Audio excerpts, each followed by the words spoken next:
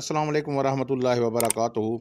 अभी तक काफ़ी सारे दोस्त ऐसे हैं जो अभी तक भी मैसेज वगैरह कर रहे हैं, पूछ रहे हैं, सोशल मीडिया के ऊपर भी पूछ रहे हैं और उसके बाद जो है ना इस यूट्यूब चैनल के थ्रू भी यहाँ मैसेज करके पूछ रहे हैं कि हाँ भी ये पोर्टल जो है, जो नया पोर्टल आया था ग्रीन ट्रैक्टर स्कीम का, ये अभी तक भी नहीं खुल रहा। यहाँ कौन कौन सी चीज़ें आएंगी। मेरे काश्तकार भी आप लोगों को एक चीज़ मैं क्लियर कर दूँ कि ये आप देख रहे हैं जिस तरीके से यहाँ लिखा हुआ है एप्लीकेशन रिक्वेस्ट फार्म।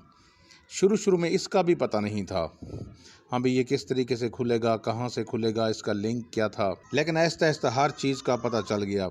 अब यहाँ देखें कि यहाँ भी उसी gtspunjab.gov.p उसी लिंक के थ्रू जो ना हमने इसको खोला था, खोलने के बाद यहाँ से सबमिट किया था। इसके ऊपर भी लोग सवाल पूछ रहे थे, सवाल कर रहे थे कि हाँ भी ये फ़ेक तरीक़ाकार है, ये भी तरीक़ाकार अप्लाई करने का ठीक नहीं है।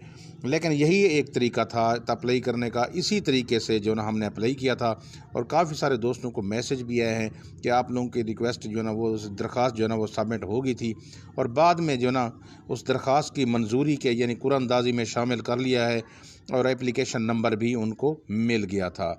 यही तरीक़ाकार था, इसी तरीके से इसी लिंक के थ्रू, इसी पोर्टल के थ्रू आपने एप्लीकेशन जमा करवाई थी। जब इसकी डेट गुजर गई, एप्लीकेशन सबमिट करवाने की डेट ख़त्म हो गई एप्लीकेशन रिक्वेस्ट फार्म की, उसके बाद जो है ना इसको क्लोज़ कर दिया गया। फिर ये पोर्टल बंद हो गया हमेशा के लिए।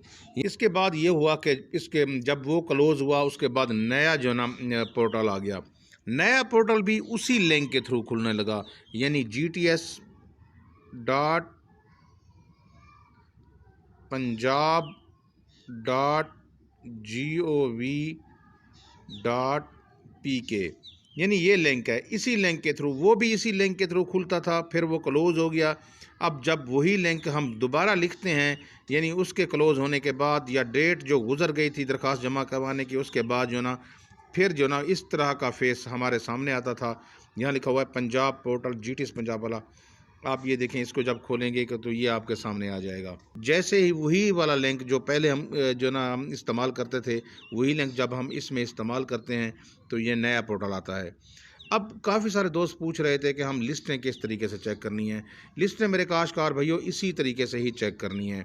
बार बार मैं भी आपको बहुत सारी चीज़ों के बारे में बता चुका हूँ, बार बार एक ही चीज़ के बारे में मैं बार बार बता चुका हूँ कि यही एक पोर्टल है, इसी के थ्रू जो ना आपने लिस्टें चेक करनी है। अब काफ़ी सारे दोस्त ये भी पूछ रहे हैं कि यहाँ जो ना शनाख्ती कार्ड नंबर का तो पता है हमें, लेकिन पासवर्ड क्या आएगा। ये भी ऐसा ऐसा पता चल जाएगा। कुरानंदाजी के बाद इस पोर्टल ने खुलना है, इससे पहले जो ना इस पोर्टल ने नहीं खुलना, क्योंकि हुकूमत की तरफ से उसकी अपनी तरीक़ाकार है, उसका अपना जो ना वो है। अभी तक प्रोसेस मुकम्मल नहीं हुआ। जब प्रोसेस मुकम्मल हो जाता है, एप्लीकेशन जमा कराने के बाद जो ना कुरानंदाजी हो जाएगी, उसके बाद जो है ना इसको खोला जाएगा, यानी बताया जाएगा कि पासवर्ड वाली जगह के ऊपर कौन सी चीज़ लिखनी है, एप्लीकेशन नंबर लिखना है या दोबारा वही जो ना शनाख्ती कार्ड नंबर लिखना है या आपने अपना फ़ोन नंबर लिखना है।